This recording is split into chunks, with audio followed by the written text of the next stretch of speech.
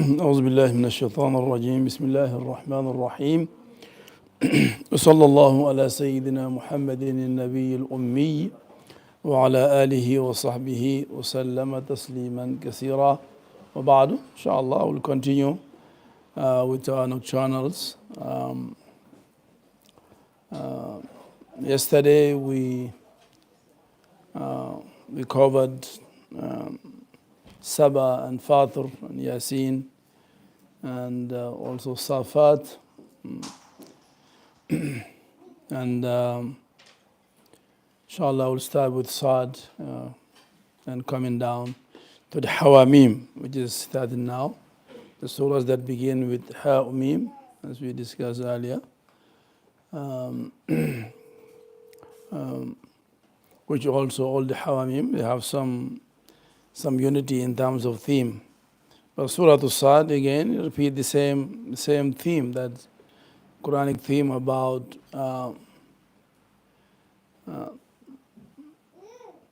those who merit to or those who are entitled to inherit, to inherit the earth, to inherit the paradise, and to inherit and everything.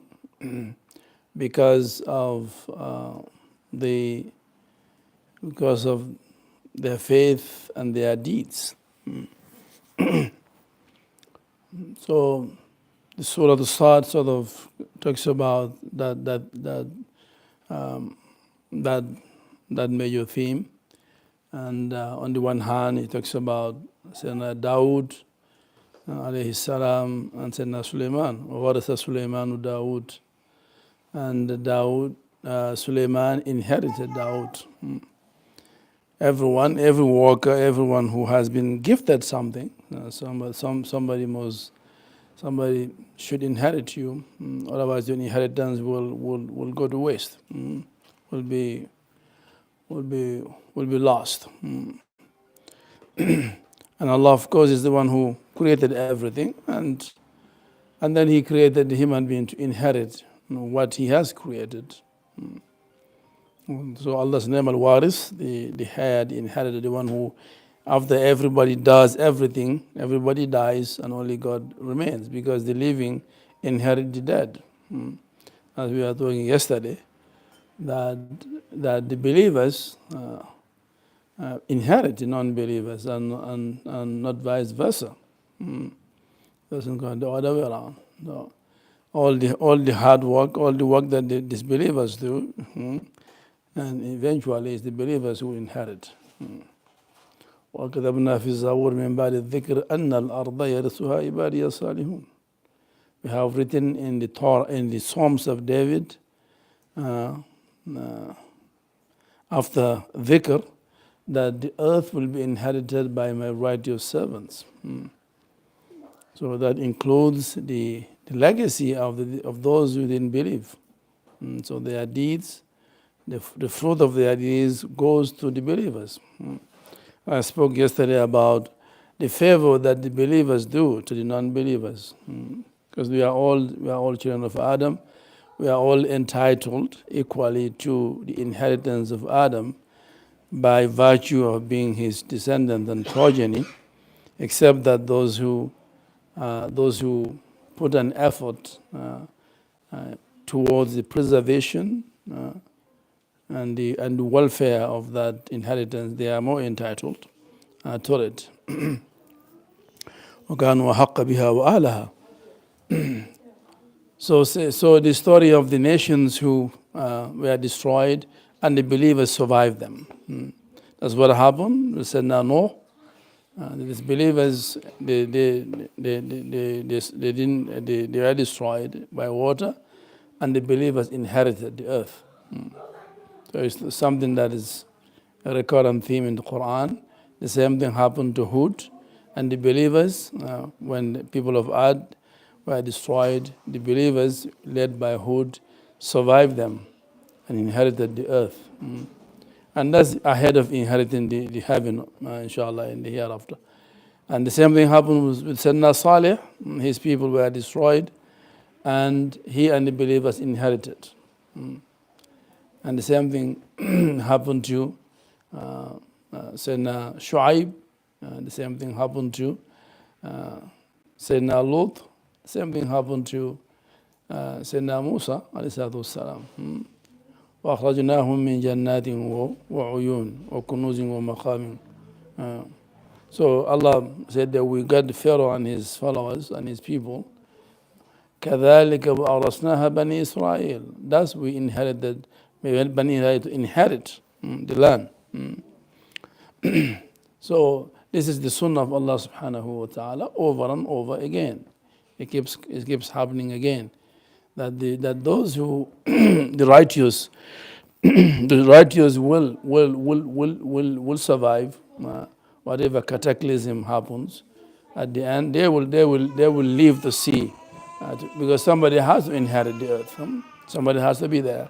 So those are the believers. So the same theme keeps on coming in the Quran over and over. So Surah Al-Sad is kind of about that. So the story of Sayyidina Dawood and Sayyidina Sulaiman. And that says, Sayyidina Dawood, inna ja'alnaka khalifatan fil ard. O Dawood, we have made you a khalifa, a vice regent. I think this title explicitly has been mentioned only twice in the Quran. One with regards to Adam and one with regard to Sayyidina Dawood. Explicitly. Otherwise, all the prophets are by vice regents, and so are those who come after them, who follow in their footsteps. Yeah, so it talks about this story of Dawood and the trial that God put him through. The fact that to maintain justice and equity between people. So that was the trial that Allah put Sayyidina Dawood through. And also Sayyidina Sulaiman. Everyone must go through some trial. Every believer, so to speak, must be tried. But there's a difference between a trial and a punishment. God doesn't really punish believers; He tries them. So those trials you should not consider your trials as a punishment, because God does not. He punishes these believers and tries the believers. So then that's followed by the story of Sayyidina Ishaq, Sayyidina Ibrahim, Sayyidina Yaqub. Then God said, هذا ذكر وإن للمتقين لحسن مآب. To divide the surah into two halves, the muttaqin and طاغين. هذا وإن للطاغين لشر مآب. Then the story is always two, the believers here and the disbelievers here.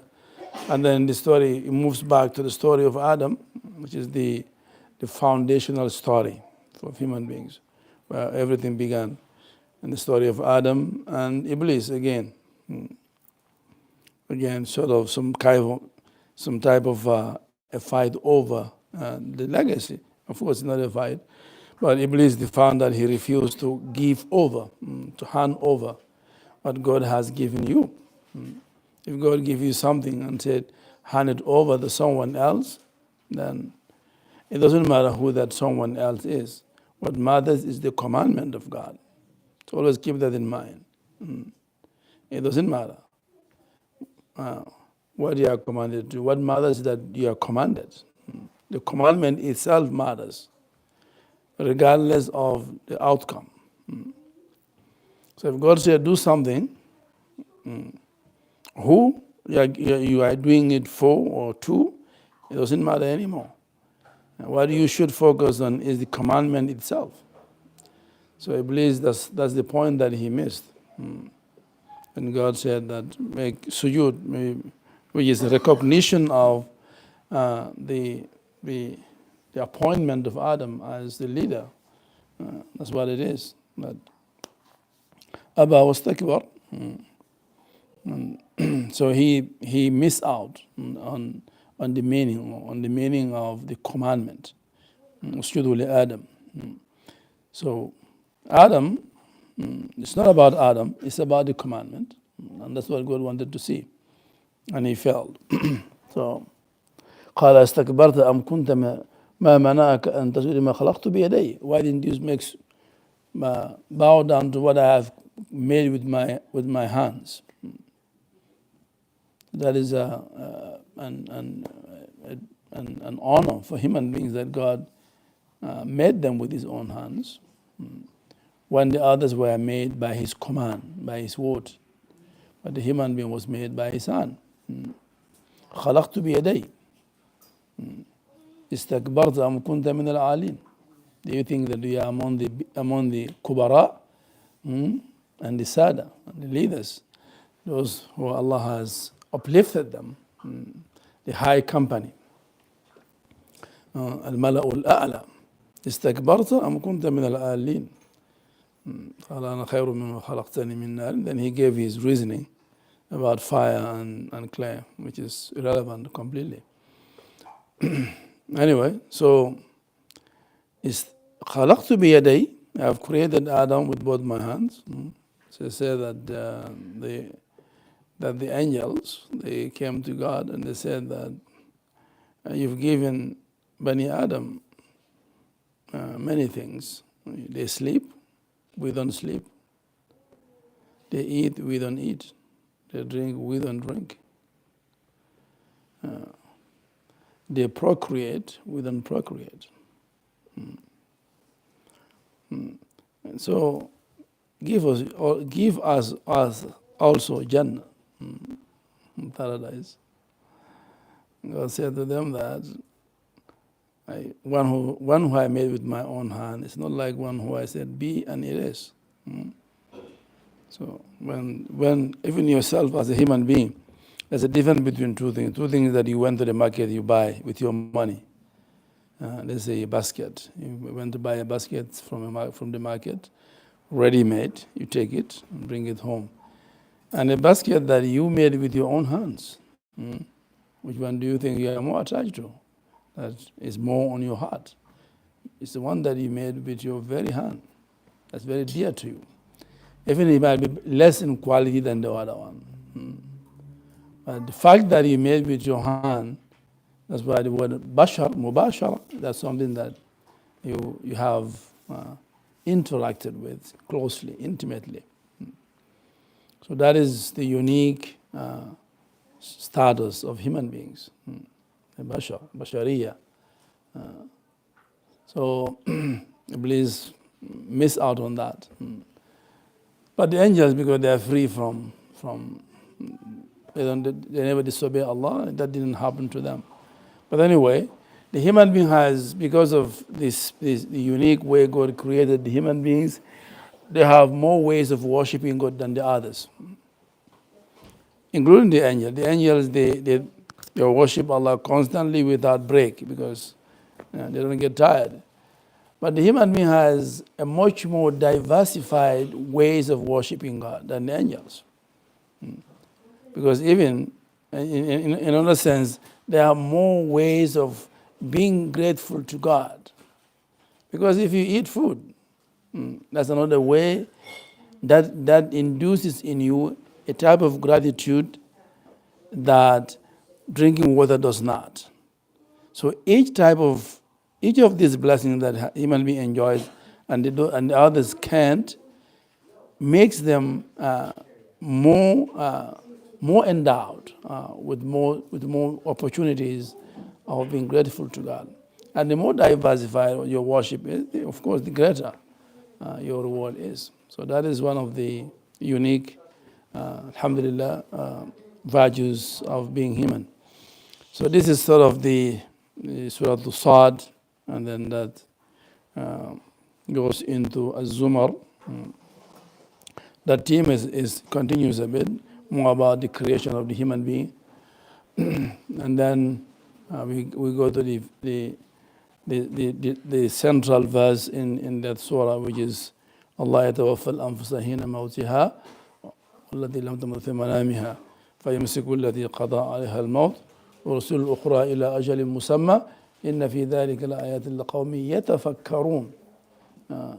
As the soul, and how the soul, how God takes his soul and send it back to you. That's that huge traffic that happens. So some souls are going up, some are coming down, some are going up, some are coming down. There's a huge traffic that's going on. So especially when you sleep. So Allah will take your soul, either when you die, your soul goes back, or when you sleep. يتوفى الأنفس حين موتها والتي لم تمت في منامها. The one that the death is decreed upon will be held back, will not be sent back. The one that is have still a while to live, then God will send back the soul. And then when the soul comes back to you, and then you wake up. You said you wake up, but God woke you up. You wake up, God puts you to sleep, and God wakes you up. So this is how. So in a way, you keep doing this until finally, one day your soul leaves and doesn't come back. So that becomes, the separation between the body and the soul becomes permanent until the day of resurrection, when the body is recreated. Usually, for most people, there are those who their body don't decay; it stays as is. So the soul comes back, and the day of resurrection again. So that is the Surah Al-Zumar. Then that led us today to Ghafir and Fussilat. Again, the theme of creation of the human being, and also within the greater scheme of God's creation. So in this surah, it talks about the throne of God, which is the center of the creation, that everything is kind of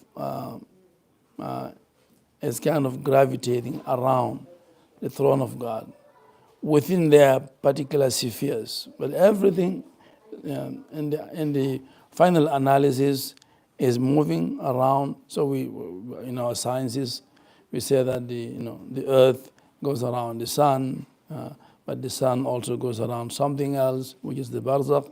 Barzakh also goes around something. So everything is going around something else, bigger and greater than it. And eventually they all go around the throne, al-arsh, everything. So everything, because that's the center and the greatest creation of God. So that is everything is moving around the throne, and everything is moving towards the throne, which is their final station. So these two surah, Ghafir and Fussilat, they talk about that a lot. So الذين يحملون العرش ومن حولها يسبحون بحمد ربهم. Those who carry the throne and those who are around the throne. So the throne is carried. It's carried by 8. ويحمل عرش ربك يومئذ فوقهم 8.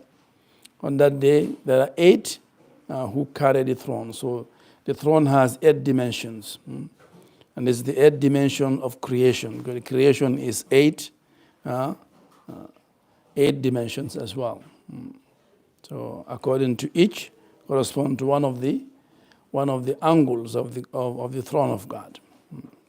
That's why I say that. So it encompasses all of creation, the throne. And the Jannah eventually, the roof of the highest place in Jannah is directly on the throne. So the Jannatul Firdaus. So those who carry the throne and those who are around, those who go around the throne, those are circumambulating the throne. وَمَنْ حَوْلَ يُسَبِّحُونَ بِحَمْدِ رَبِّهِمْ. They are constantly in glorification of God. So this is what you need to do while you are on the earth, because you need to participate wherever you are. It doesn't matter. You should be part of that group that is up there. If you do what they do, then you're going to end up where they are. If you do their tasbih, their tahmeed, their takbir, until your voice and their voice become one. Then he joined the Mala'ul A'la. That the Prophet that was one of his last words was Ar-Rafiqul A'la, Ar-Rafiqul A'la, Ar-Rafiqul A'la. He pointing above, saying that the high company, the high company, the high company. That high company are those who carry the throne and those who are around the throne. ومن حوله يسبحون بحمد ربي, so tasbih, ويؤمنون به, and they express their iman, which is la ilaha illallah, that's the iman. Tasbih, ويؤمنون به, ويستغفرون, istighfar. Inshallah, this these last 10 days, that's going to be inshallah our homework every day. يسبحون, يؤمنون, يستغفرون للذين آمنوا, and they make istighfar, not even for themselves, for those who believe. ربنا وسعت كل شيء رحمة وعلما. Oh my Lord, you encompass everything in mercy and knowledge. فاغفر للذين تابوا. Allah forgive those who made tawbah. The angels are, that's why we include the angels in our faith. We have to believe in them because of how much they do for us, human beings. And the angels, they love human beings. They serve human beings in a way no other creation of God does. So we are bound to believe in them as part of our faith. If you don't believe in them, then you are barred from the special mercy of God. So they make istighfar, they ask God for forgiveness. لِلَّذِينَ آمَنُوا رَبَّنَا وَسِعْتَ كُلَّ شَيْءٍ رَحْمَةً وَعِلْمًا. Oh my Lord, they say, the angels are saying, رَبَّنَا وَسِعْتَ كُلَّ شَيْءٍ رَحْمَةً وَعِلْمًا فَاغْفِرْ لِلَّذِينَ تَابُوا, forgive those who made tawbah, وَاتَّبَعُوا سَبِيلَكَ, and they follow your way, وَقِهِمْ عَذَابَ الْجَحِيمِ, and protect them against the fire of Jahim. And then their dua continues. This is what they say for us, out of love for the human beings. So this is the dua of the angels, constantly for us. But you also, if you, as I said, if you also include them, as we do include them in our prayer, in our tashahhud especially, we said that وَعَلَى إِبَادِ اللَّهِ الصَّالِحِينَ, that includes the angels. Anyway, so this is Surah Ghafir. And then that theme spills over into Surah Fussilat, and inshallah, that's where we stop today. And we continue from there tomorrow. أقول قولي هذا أستغفر الله لنفسي ولكم.